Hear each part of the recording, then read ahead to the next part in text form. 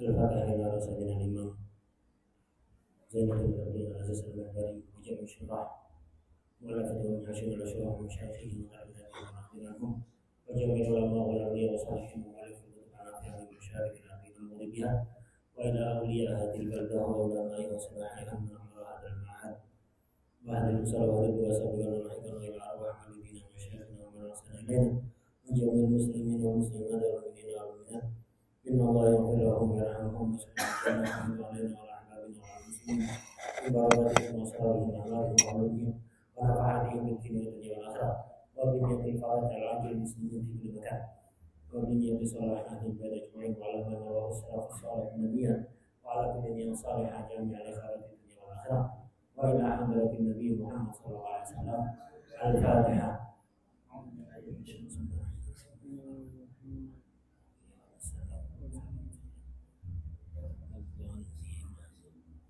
Bismillahirrahmanirrahim. Alhamdulillahirabbil alamin. Allahumma shalli wa sallim ala sayyidina wa maulana Muhammad wa ala alihi wa sahbihi ajma'in. Amma ba'd. Qala rahimahullah far'un lawil tasala li janabatin wa nahwi jum'atin biniyatihima kelawan niat janabah wa nahwi jum'ah hasala mongko hasil apa karone ghusl janabah wa nahwi jum'ah wa ingkana lan senajan ana apa al-afdalu iku ifradu kullin dhewekaken saben-saben siji bi ghuslin. Jadi toharo itu mabniyatun alat tadakhul. Jadi urusan toharo itu didasarkan pada asas saling masuk. Ya. Orang hadas kecil dan hadas besar mandi, yang hilang bukan hanya hadas besar, hadas kecilnya juga ikut hilang. Nah, sekarang ketika ada orang punya dua mandi, di sini yang disebutkan mandi janabat dan mandi semisal junub, wajib dan sunnah. Mandi janabat, mandi wajib. Wa nahwi jum'ah, mandi sunnah. Nah, khusus mandi Jumat, semisal mandi Jumat. Mandi janabat juga bukan, tidak harus janabat atau semisal mandi haid, mandi setelah melahirkan. Nah, ketika ada dua mandi, walaupun contohnya di sini wajib dan sunnah, tapi ini mencakup ketika sama-sama wajib atau sama-sama sunnah, atau ada yang wajib, ada yang sunnah. Contoh yang disebutkan dua, tidak khusus dua, lebih dari dua juga bisa. Satu kali mandi dengan niat beberapa, itu boleh dan dapat semuanya. Satu mandi niat dua, dapat dua pahala. Dapat dua mandi dan dapat dua pahala. Satu mandi dengan 5 niat, ya dapat 5 mandi, dapat 5 pahala. Jadi ketika ada orang junub dan kebetulan hari Jumat, kemudian dia mandi, niat menghilangkan hadas janabat yang wajib dan niat melakukan sunat hadir sholat Jumat. Asalkan diniati dua-duanya, hasolah, dapat dua-duanya.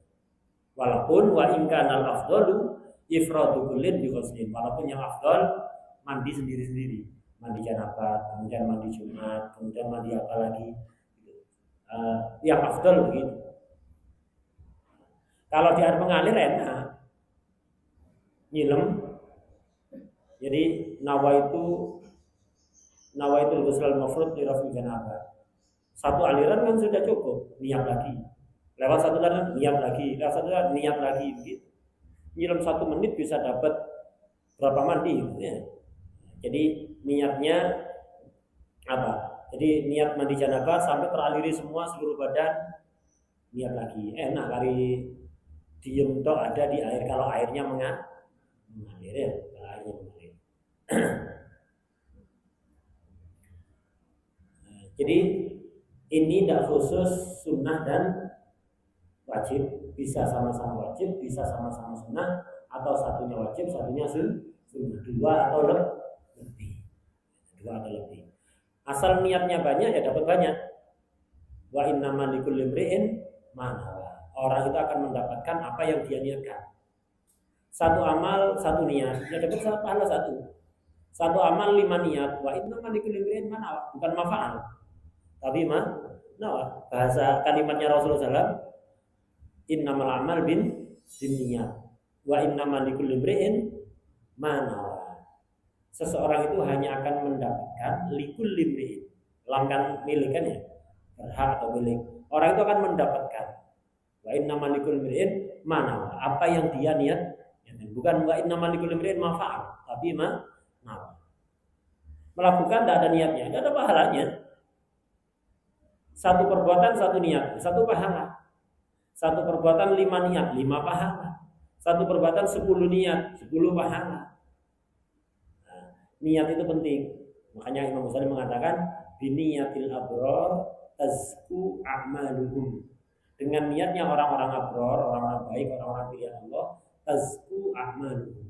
Amal mereka menjadi tazku, berkembang. Ya.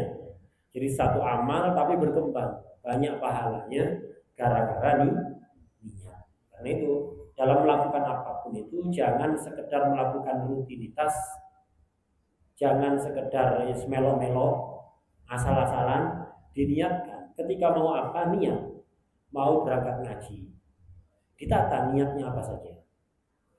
Ya belajar, melihat contoh-contoh niat yang dilakukan oleh para ulama seperti Imam At-Nawawi itu ta'allum wa ta'lim, ya, walifadah wal sifadah. Contoh-contoh niat itu diniatkan semua. Ada bisa ditulis di kertas atau pesan nang taruh kayak stiker ya, hari nempel.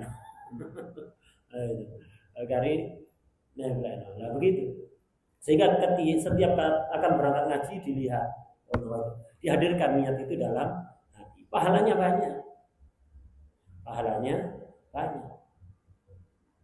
Cuman berangkat nggak enak diwin atau ya oleh nggak enak diwin jadi apa utawa daripada apa nganggur sumpah pikiran nang dindi berangkat aja. Nah, gitu. Nah, jadi apa niat apa ditata. Lek bisa kita niat yang tafsir ya tafsir itu lebih baik bagi kita. Kalau nggak bisa ya niatkan secara global. Saya niat dalam perjalanan ngaji ini seperti niatnya para salaf soleh, seperti niatnya Rasulullah SAW dan niatnya para salaf soleh, global begitu. Kalau nggak bisa ya, kalau bisa didetailkan, kemudian setelah didetailkan niat global ditambahi niat apa yang diniatkan oleh salaf soleh, termasuk mandi ini dalam segala aktivitas. Auli ahadihima utawa krana salah sijine janaba wa nahwi Jumat hasalamu hasil apa ahad faqat. Jadi kalau ada orang junub pas hari Jumat, niatnya niat salatan satu, niat mandi junub toh, ya dapat mandi junub toh. Niat mandi Jumat saja dapat dapat pahala mandi Jumat saja, janabatnya belum hilang. Nah, dan itu yang afdolnya dilakukan satu per satu. Tapi kan kadang-kadang waktu itu eman-eman. Karena ngejar waktu untuk ada aktivitas yang lebih penting, niat mandi satu kali niatnya banyak gitu. Jadi harus latihan, harus dilatih. Melakukan apapun itu diniati. Oh hal niatkan niat takzim orang soleh, niat kepingin dapat rahmat dengan penyebutan orang soleh, niat memperbanyak perkumpulan kebaikan umat Islam, niat nanti di sana mendoakan sesama muslim yang sedang kena bencana agar supaya segera diangkat bencananya, agar segera diganti dengan yang lebih baik. Karena doa di tempat-tempat seperti itu kan potensi ijabahnya lebih besar. Niatkan sebelum berangkat itu begitu. Aja niat seko samin. Ndak uman kapok gambarnya. Terus niatnya itu tidak dapat pahala, tak uman juga ya. Udah uman tempat selopo, tempat usus sih ya. Tempat saya lihat, nggak tanya lihat.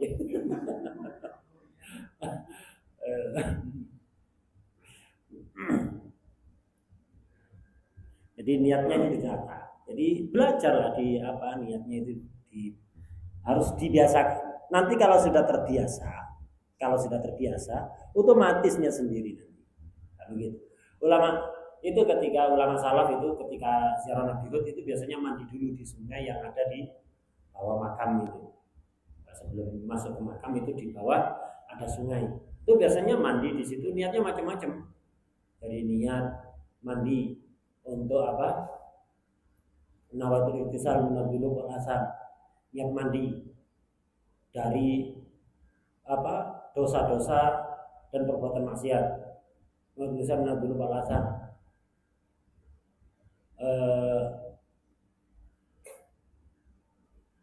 Wa minal awsaf al-madmumah kulliha, niat mandi dari sifat-sifat yang tercela semuanya. Jadi diniatkan mandi itu bukan hanya membersihkan badan, tapi membersihkan dosa, membersihkan maksiat, membersihkan sifat-sifat yang tercela secara total, ujub, kibir, riya, dan yang lain-lain. Niat-niat begitu. Nawaitul wisal minal ahdas at-tahirah wal batinah. Niat mandi dari semua hadas, baik hadas zahir maupun hadas batin. Ya, hadas zahir, hadas kecil, hadas besar itu. Hadas batin ya hadasnya maksiat, hadasnya sifat hasad, ujub, riya dan semisalnya. Kayak gitu. Wa minal amrad wal asqam, nawaitul wisal minal amrad wal asqam. Niat mandi dari semua penyakit, yaitu semua penyakit, baik yang zahir maupun yang batin, penyakitnya badan atau penyakitnya hati lah begitu. Itu salah. Setiap hari kita mandi apapun niatkan itu dapat pahala. Dan cuma mandi aktivitas, ya kata setiap hari mandi 2 kali mandi, tidak dapat pahala. Niatkan niat mandi karena mau berkumpul dalam majelis kebaikan. Kan sunat mandi ketika akan berkumpul dalam majelis kebaikan. Niat-niat seperti itu ya. Nawaitul wisal minadhunub wal asam minal amrad wal asqam wa minar rada'il kulliha wa minal awsafil madmumah kulliha wa minal ahdas adh-dhahira wal batinah, seperti itu. Biasakan, nanti otomatis niat sendiri nanti. Kalau sudah terbiasa, pertama dilatih, mau berangkat niat apa, mau apa niat apa begitu. Tarbiyah salaf itu menekankan pentingnya niat. Jadi mulai anak kecil itu diajari niat-niat baik. Ketika akan yoyo melencer nang rumah dulu ke rumah saudara, diajari niat, niat silaturahim, niat menyenangkan keluarga yang disambangi, niat misalnya apa, menjaga hubungan baik, niat berbakti kepada orang tua, karena termasuk bakti kepada orang tua yang sudah meninggal adalah menjaga hubungan baik dengan keluarganya, dengan temannya dan sebagainya. Ayo nampak cek oleh sangu. Mulai kecil diajari nggak ikhlas ya. Banyak kan kayak gitu kan. Oh, ada terus dia ngomong ayo nong sama nih biru udah datang. Itu jadi anak mulai kecil terdolimi oleh orang tuanya. Diajari niat sing nggak tepat ya. Niat sing nggak tepat. Akhirnya gagal tarbiyah gitu. Jadi akhirnya nanti ketika gede dia akan terdidik untuk melakukan apapun tidak lillahi ta'ala. Diajari tidak ikhlas mulai dari kecil. Itu nanti masih mondok, masih khatam kitab ihya, angel menghilangkan apa? Tertanam mulai kecil. Jadi perlu mujahadah berat nanti anak itu, kasihan. Besarnya walaupun dapat inayah dari Allah nanti itu kasihan, dia perlu perjuangan. Beda kalau yang sejak kecil dibiasakan ikhlas lillahi ta'ala. Ini mau coba kita pikir kok iki biar sing jari wong tua, iki sing jari apa, ini yang jari langsung tinggal tahu ilmunya gitu dah, terbiasa dia. Tinggal yang belum tahu dikembangkan begitu aja. Tapi tidak sejak kecil salah, yaitu nanti besarnya itu susah, perlu perjuangan berat, ya, perlu perjuangan berat begitu. Karena itu penting, menata niat itu penting. Qala rahimahullah, walau ahdasa summa ajnaba. Ada orang hadas. Penggunaan fikih, kalau ada hadas dimutlakkan, yang dimaksud hadas kecil ya di penggunaan kitab fikih. Tapi kalau orang niat, saya niat menghilangkan hadas. Hadas apa maksudnya? Tergantung hadas yang dimiliki. Kalau yang hadas yang dimiliki, yang dialami itu kecil ya berarti hadas kecil. Kalau besar ya berarti besar. Kalau dua-duanya berarti dua-duanya. Itu penggunaan orang yang niat. Untuk penggunaan fuqaha, ketika hadas itu dimutlakkan, maka maksudnya adalah hadas kecil lagi sih. Walau ahdasa, jika ada orang hadas kecil, summa ajnaba, kemudian junub hadas besar, kafa ghuslun wahid, cukup mandi satu, itu menghilangkan hadas kecil dan besar. Wa illam yanwi, lan senajan orang niat sapa ma'ahu ing dalam sartane guslun al wudu'a wala rattabalan orang ngurutaken sapa wong a'dha'ahu ing pira-pira anggota wudu. Jadi ketika orang hadas kecil kemudian junub mandi, hadas kecilnya hilang walaupun tidak niat wudu, walaupun ketika nyiram anggota wudu nggak tertib. Kenapa? Orang hadas besar itu untuk menghilangkannya tidak harus tertib, dan menghilangkan hadas besar otomatis menghilangkan hadas kecil. Indiraj masuk. Qala rahimallahu farqun yusannu li junubin wa haidin wa nufasa kok dudu haidho. Cendak ono wong lanang. Makanya haidin, enggak usah haidotinnya. Wa nufasa itu mufrad, bukan jamak. Nufasa itu mufrad. Jamaknya banyaknya bisa nufasun atau nufasun atau nifasun. Nifas itu nama darah. Bisa juga nifas itu jamak dari nufasa. Jadi nufasun, nifasun itu jamaknya nufasa. Kalau nufasa itu mufrad. Jadi disunahkan bagi orang junub, orang haid, orang nifas ba'dang qita'i damihima ing dalam sause pegote getine haid lan nufasa apa ghuslu farjin. Satu, disunahkan bagi orang junub, haid dan nifas kalau darahnya sudah berhenti, disunahkan satu ghuslu farjin, membasuh kemaluan. Walaupun dari mani yang aslinya hukumnya suci kan ya, sunnah itu disiram. Kemudian wawuduun itu sunat wudu kapan? Linaumin kalau mau tidur, wa aklin kalau mau makan, wa syurbin kalau mau minum.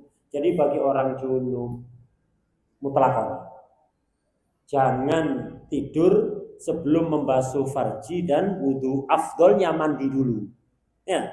Afdol orang junub itu jangan langsung tidur, mandi yang sempurna baru tidur. Jadi tidur dalam keadaan suci.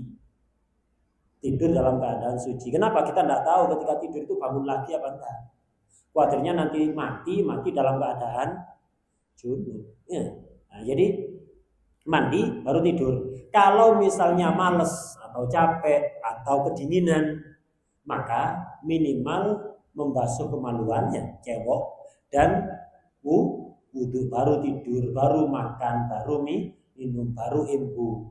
Ya, minimal cewek dan wudu dulu. Kenapa? Ini di samping pahala juga bermanfaat sekali untuk kesehatan.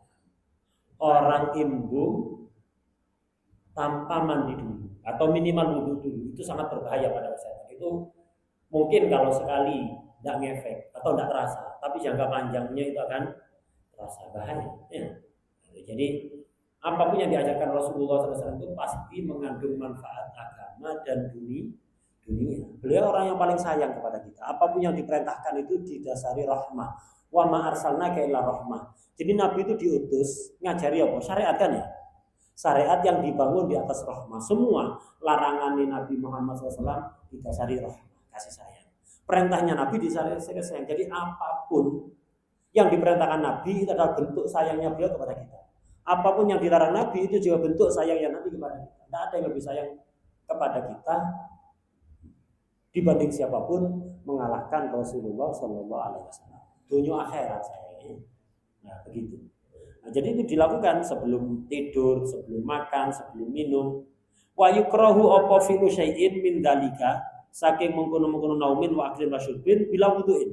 Makruh kalau belum wudu makan, minum atau tidur atau imbu itu makruh. Untuk orang junub mutlakon. Kalau untuk siapa? Untuk orang haid dan nifas sunnah wudu kalau darahnya sudah putus. Lek darahnya belum putus malah tidak oleh wudu, karena termasuk keharaman bagi orang haid dan nifas apa? Toharoh biniyatit ta'abbud, melakukan toharoh dengan niat ibadah. Wudu kan juga toharoh walaupun wudu sunnah. Tidak boleh malah lek darahnya ngalir. Lek darahnya wis mampet, kalau bisa segera mandi. Kalau misalnya males, dingin atau tengah malam males misalnya, minimal wudu dulu baru tidur makan. Ini bagi orang haid kalau darahnya sudah mampet. Orang junub langsung mutlak. Makruh kalau nak melakukan itu dulu. Wayam bagi sayukjo.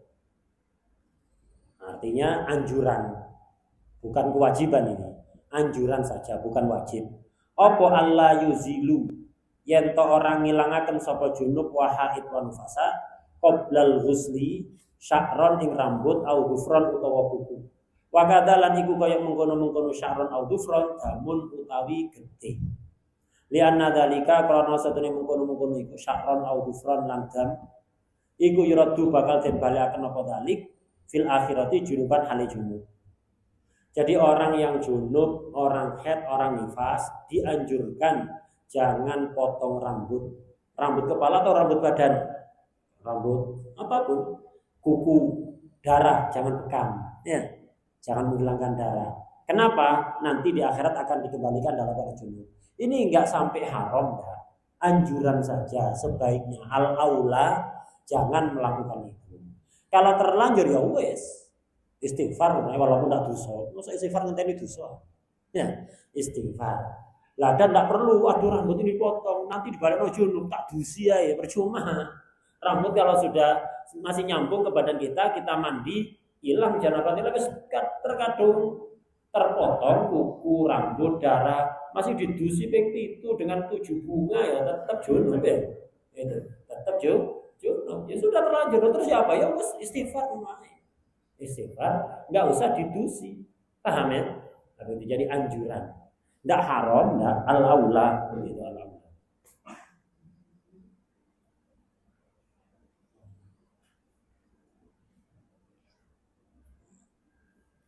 Jadi kalau perempuan haid kukunya panjang jangan dipotong dulu, nunggu nanti kalau sudah mandi ya, sudah mandi baru dipotong dan seterusnya.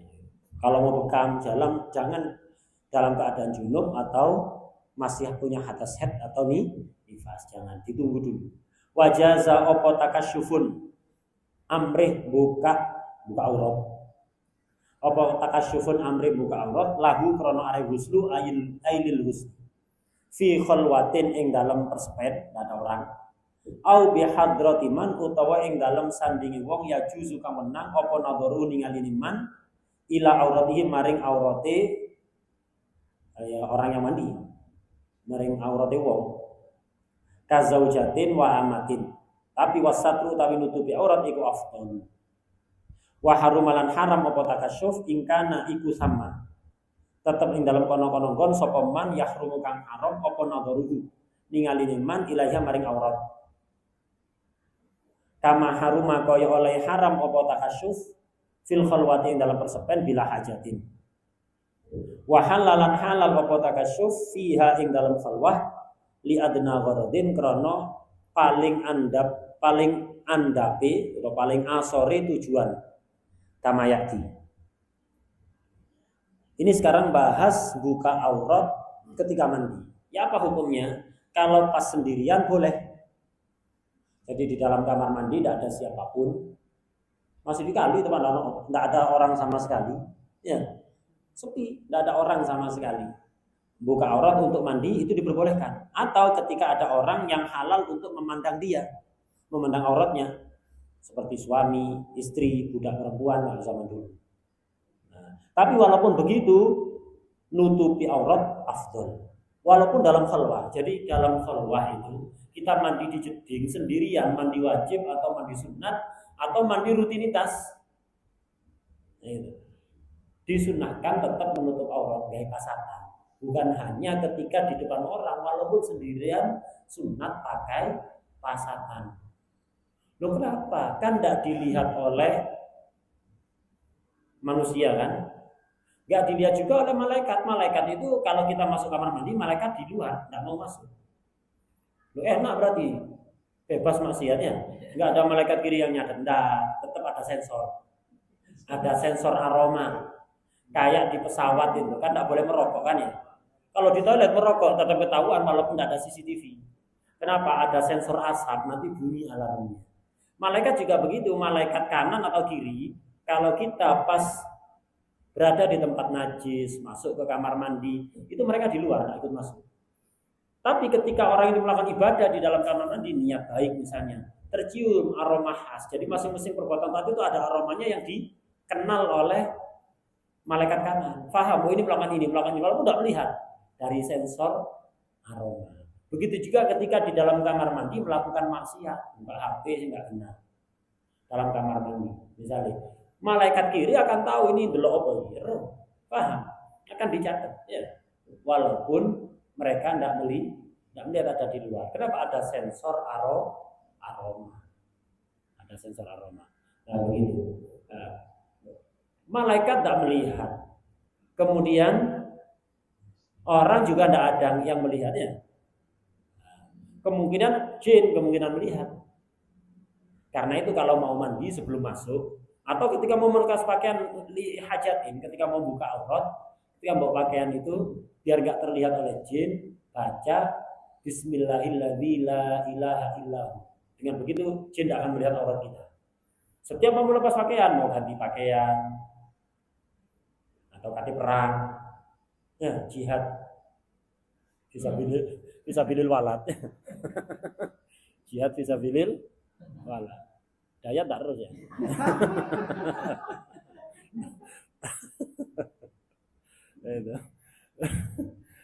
Jadi ketika akan mandi, tapi jangan di kamar mandi bacanya. Sebelum masuk kamar mandi itu baca Bismillahirrahmanirrahim.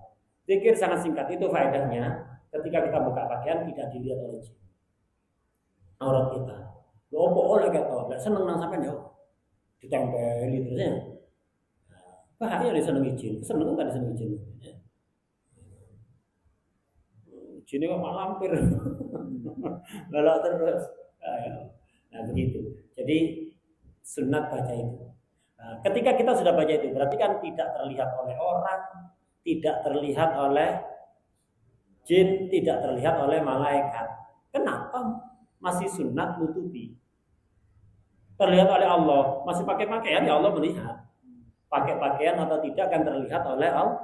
Allah mengetahui yang ditutupi atau tidak ditutupi Allah tahu. Ya, tapi kalau sampean buka ada kurang. Kalau ditutupi walaupun Allah tidak terhalang oleh satir yang sampean pakai, tapi Allah melihat sampean sebagai orang yang beradab. Nah, begitu. Makanya wasatul afdal. Jadi walaupun mandi sendiri tidak ada orang, di dalam kamar mandi dikunci, sunat afdal ditutupi pakai pasatan. Halal dibuka asal tidak ada orang atau ada orang yang halal untuk memandang aurat. Wa haruma in kana samma man yahrumu nadharuhu ilaiha. Kalau ada orang yang haram melihat, tidak boleh buka aurat. Alasan mandi atau alasan yang lain. Ini di dalam rumah misalnya. Buka aurat padahal ada orang yang haram untuk memandang aurat. Haram apalagi di kali pinggir jalan. Ya. Di pinggir jalan atau di pemandian umum. Jelas haram nih itu. Dan sampai kalau tahu di dalam kamar mandi ada orang yang buka aurat seperti itu, sampai masuk ke situ juga haram. Kenapa masuk ke tempat mungkar? Masih sampai merem. Nah, sampai melek kena dosa dua. Dosa melihat dan dosanya masuk ke tempat maksiat. Kalau kita tahu di tempat itu ada maksiat dan kita tidak bisa amar ma'ruf nahi mungkar, tidak boleh masuk. Ingkar bil qalbi harus nyingkri. Tidak boleh ingkar bil qalbi jelenggeran anak pinggiran. Nah, orang merasa aku ingkar bil qalbi tapi menang tadi kan. Bangun pergi kalau memang ingkar bil qalbi. Itu jadi masuk tempat pemandian yang di situ ada orang buka aurat. Kalau sampai melek dosa dua kali. Ya, lek merem kena dosa berada di tempat maksiat. Lek sampai turun atap kena pisan nih.